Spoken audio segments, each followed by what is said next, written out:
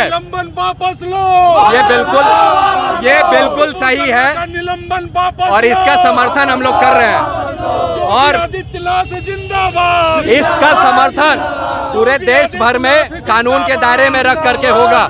जो कानून तोड़ेंगे उसको तोड़ने के लिए हम हिंदू कार्यकर्ता भी रोड पर उतरेंगे।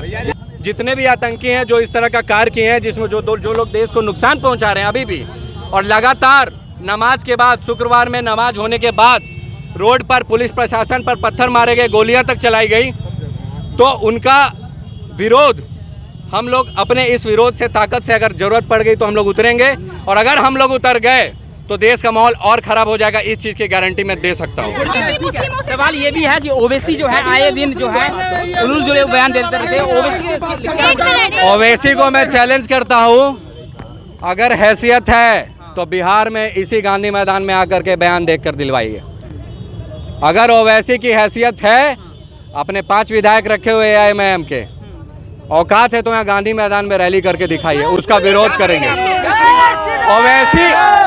ओवैसी अपने इंटेलेक्चुअल बातों को लेकर के हर जगह कहते हैं कि शांति फैलाने के लिए कानून होना चाहिए, लेकिन क्या कानून?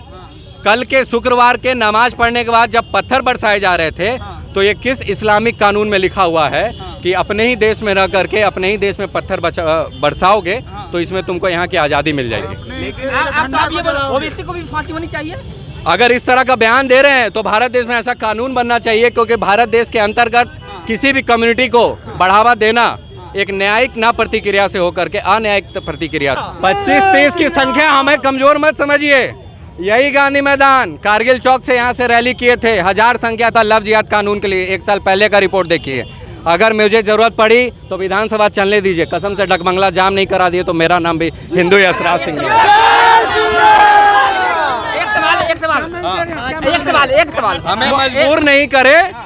जो गैर इस्लामिक संगठन यहाँ चल रहे हैं, जिसमें लगातार आतंकवादियों की गतिविधि दिखाई देती है, PFI भाई बिहार शरीफ में देख रहे हैं कितना बड़ा दंगा करने का कार्य। अलकायदा ने धमकी दिया है कि दिल्ली यूपी में हम लोग दंगे करेंगे और लोगों को मारेंगे। तो मैं उसको भी चैलेंज करना चाहता हूँ कि कसम से गलती से एक बार बिहार टारगेट कर लिए, हम लोग तैयार हैं आपसे लड़ने के लिए। प्रशासन को साइड कर दीजिएगा, हम लोग तैयार रहेंगे।